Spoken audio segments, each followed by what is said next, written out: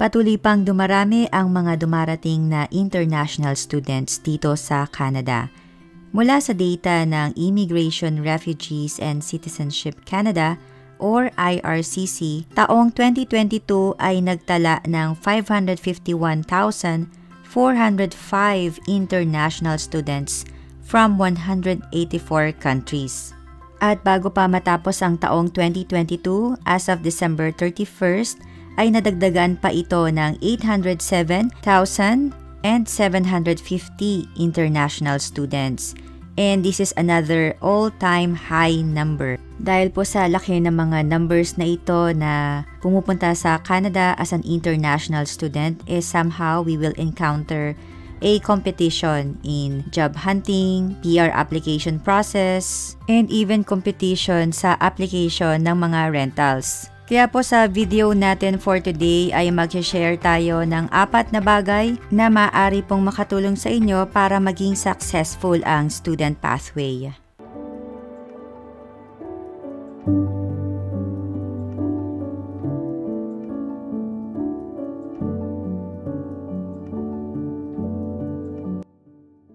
Ang student pathway ay unti-unting nagiging controversial dahil sa mga applicants po na nagiging alanganin or hindi nagiging maganda ang experience dito sa Canada. Ganun pa man, meron pong tagumpay dito kung makakapagplano at makakapaghanda.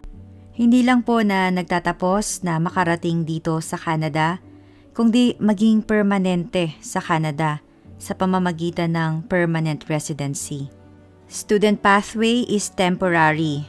May mga international student po na umuwi dahil sa mga challenges na hindi nasolusyonan at yung iba naman nakulangan sa kaalaman. Student pathway is expensive.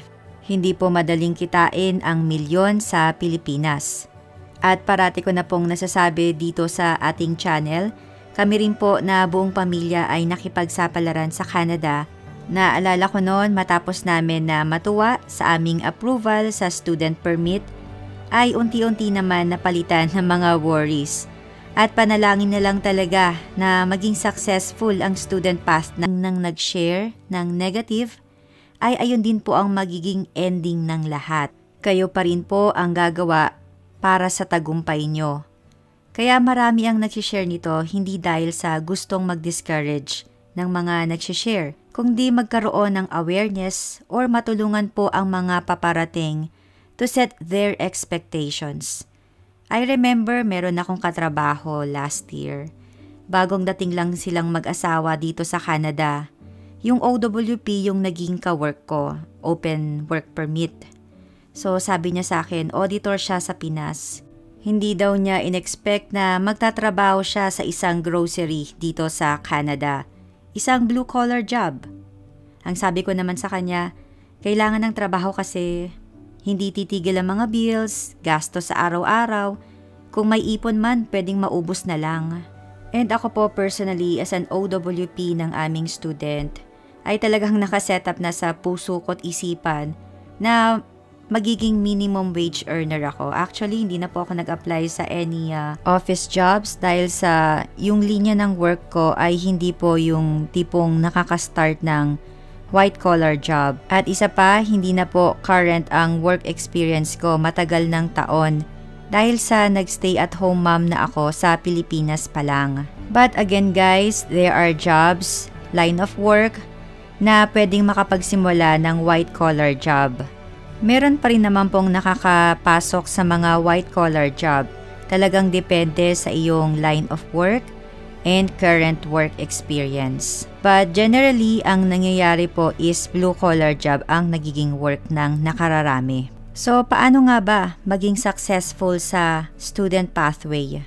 So, ngayon po, ako ay mag-share ng 4 na bagay na makakatulong po para maging successful ang student pathway.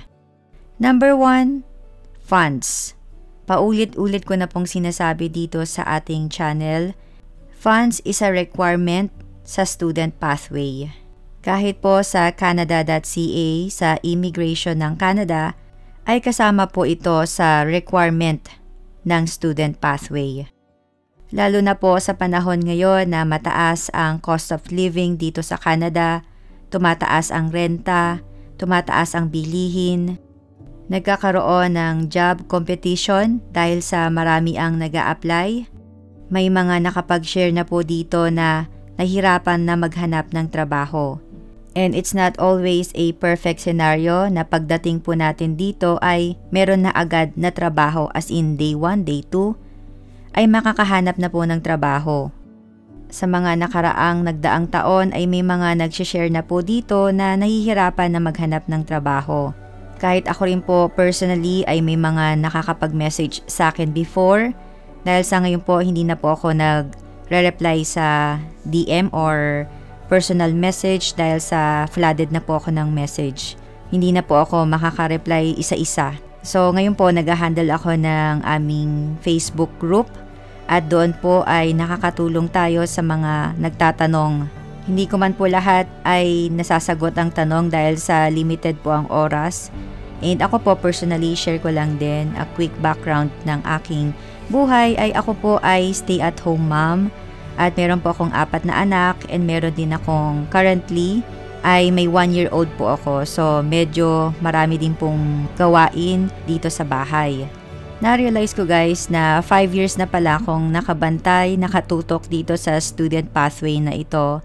Dahil sa ito yung naging pathway din namin na makarating sa Canada at maging permanent residents. Marami na rin po akong na-encounter na mga story and ngayon po ito yung sinishare ko sa aking channel. And sa mga nagdaang taon, masasabi ko po talaga na humihirap ang pathway na ito. Hindi ko po kayo dinidiscourage guys. Ang gusto ko lang po ay maiwasan natin ang mga ganitong problema para maging successful pa rin sa pathway na ito. Dahil again, meron pong success sa pathway na ito. Kung magiging handa lang tayo at makakapagplano plus i-educate natin ang ating sarili pagdating sa PR options. Going back po patungkol sa funds na ating point number 1, kailangan po talaga nito. Honestly, sa aking opinion po, I do not recommend na maglo-loan po kayo para sa budget dito sa Canada para sa student pathway. The reason po, hindi po possible na makapagbayad tayo ng loan with interest habang tayo ay nandito sa Canada na nag-aaral, nagpa-part-time lang. Kasi po, ang part-time job, sufficient lang po yun para sa ating monthly billings. Kung makukompleto po natin ang oras, approximately nasa 1,000 a month lang ang kikitain ng isang part-time job. Kung ito po ay isang minimum wage earner lang. So again, may mga part-time job pa rin po dito na mataas ang rate depende sa line of work. Ang pag-aaral po dito is very demanding at kung may problema pa tayo sa finances, talagang mentally draining na ito. Meron na po akong na-feature na mga real-life situation na mga students. At kahit din po kami personally as an international students before, ay ayun po, may mga na-encounter kami na mga rough roads dito as a student. Kaya po I would really advise na maging handa financially. Dahil kailangan natin matawid ang buhay estudyante, maging financially ready. Kung di, mapapawalang saysay po ang ating mga ginastos. May mga na-encounter na din po ako na nagbenta ng properties, nagsangla ng ari-arian, para lang po matupad ang kanilang pangarap at makapunta sa Canada as an international student. Kaya po kailangan paghandaan ng funds and you will have a good starting point. Number 2, chosen program. Meron na po ako nagawang detailed explanation ko bakit importante ang pagpili ng program. This is one of the vital part that will contribute to the success of your student journey. Generally, recommended po na ito ay based sa inyong background like education history or work experience. Quick background lang po sa buhay estudyante ng aking husband. Ang kinuha niyang course is related sa kanyang current work experience. At talaga namang hindi po siya nagkamali sa pagpili ng program na ito. Natulungan siya na matawid ang buhay estudyante dahil sa dami ng pinapagawa po. There were times na pag nakulangan na siya ng oras, stock knowledge na lang ang gumagana kung ano yung experience niya, kung ano yung knowledge niya sa work sama doon sa Toxic Canada na aking na-share na video, ay nagkaroon po siya ng failing grade. And hindi po naging maganda yung resulta nun, kaya best po panoorin nyo na lang po ang video na ito. So again guys, kailangan the general recommended is based sa inyong education history or work background because that's gonna be your advantage. Dahil basically, kayo po ay meron ng at least background knowledge. Number 3, province destination. This is one of the parts sa student pathway na nagustuhan ko dahil sa may option ka na pumili ng province destination mo. You have all the control in this part. At pagdating sa part na ito, kakailanganin nyo po na magkaroon ng time to study ang mga provinces. Kung in-demand ba ang line of work mo at nandun din ang chosen program mo sa mga list of schools doon. And kamusta ba ang cost of living? At kasama na rito, most importantly, ang kumakain ng ating budget is yung rental. So usually sa mga bigger cities like Toronto, Vancouver ay mataas ang mga rentals. Kaya you have to evaluate kung worth it ba na pipili ka or pipiliin mo ang mga ganong city. At kasama rin po na iaaral natin ang minimum wage rate, ang healthcare. Example po sa healthcare ay hindi po lahat ay pare-parehas ng eligibility, ng requirement dito sa Canada. Ang mga bawat provinces po ay may kanya-kanyang eligibility requirement. May na-share na po akong video about sa controversial healthcare dito sa Canada and I would suggest na panoorin po ninyo ito dahil sa iba yung process ng healthcare dito sa Canada. So dito po may mga tinatawag na walk-in clinic, family doctor.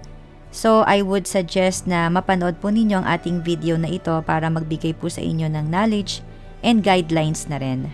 So ayun po, isa lang ito sa ating i-check sa pagpili ng program dahil sa, again, iba-iba po per provinces. Like may mga provinces na pagdating mo ay pwede ka nang maka-access sa free healthcare. So katulad po dito sa Alberta ay ganun po, pagdating nyo po dito makasecure kayo ng healthcare number ay pwede na po kayong magpatingin, magpa-consult sa mga doctors. Pero hindi po ito parehas ng ibang mga provinces. And also, pagdating sa pagpili ng province destination, importante din na makita natin ang job availability ng ating line of work. Meron po akong nagawang video para makatulong po sa inyo na malaman kung in-demand ba ang line of work ninyo sa target province. Magiging beneficial po sa inyo kung mapipili nyo ang province na in-demand ang line of work ninyo doon. Dahil po basically, kung mayroon na po tayong previous experience, iyon, makakatulong po iyon sa ating job hunting. And also, it will contribute sa PR pathway. And last but not the least, PR options. And I would really strongly suggest na aralin po natin ang PR options kung tayo ay magi-student sa Canada. It's like student pathway and PR pathway goes hand in hand. You have to see kung ano yung end part, kung paano ka makakapasok or makaka-penetrate sa PR pathway. Dahil po again, ang student pathway is temporary. Our student permit ay mabilis lang po, 1 year, 2 years, it will end. And eventually, you have to work out for your PR options or else uuwi po tayo. And I'm really glad sa group po namin, may mga nakikita po ako doon na mga student aspirants. As early as possible, inaalam na nila ang kanilang mga PR options. First of all, alam na nila yung NOC ng kanilang line of work. May idea na sila ano yung PR route ng kanilang work. Inaalam na rin nila ang mga PNP PR options. Dahil guys, ito po talaga dapat ang ginagawa. Kung kayo po ay nagpaplano na mag-student, inaalam nyo na rin po ang PR options ninyo. Pag dumating na po ang time na makarating na kayo sa Canada, as a student, as a part-timer, busy na po tayo at hindi na natin gano'n na mabigyan ng oras na maupuan ng mga PR options. For me, the best time na aralin ang PR options yung wala pa po kayo sa Canada. Kung kayo po ay nagpaplano na maging international student dito sa Canada, I would strongly suggest na aralin na rin po ninyo ang inyong mga PR options. At malaman na rin ang mga requirements para ma-meet ito. From time to time ay may mga nilalabas na pagbabago ang immigration ng Canada, kaya it's always best na maging updated tayo. Okay din po na maging updated tayo sa mga social media, sa mga news. So ayun guys, I hope ay may nakuha po kayo sa ating topic for today. Kung bago lang po kayo sa aming channel, please consider subscribing. We feature videos about student process, work permit, visitor's visa application, Canada immigration, and life here in Canada. And please feel free to visit ang aming mga playlist. Marami na po kaming nagawang mga informative videos. Kung nagustuhan po ninyo ang ating video for today, please give me a thumbs up. Talagang malaking tulong po ito. It's a big encouragement sa akin to make more informative videos. Thank you guys for watching. I hope for the best for all of you guys. Take care. I'll see you on my next video. Goodbye for now. 'Cause it's a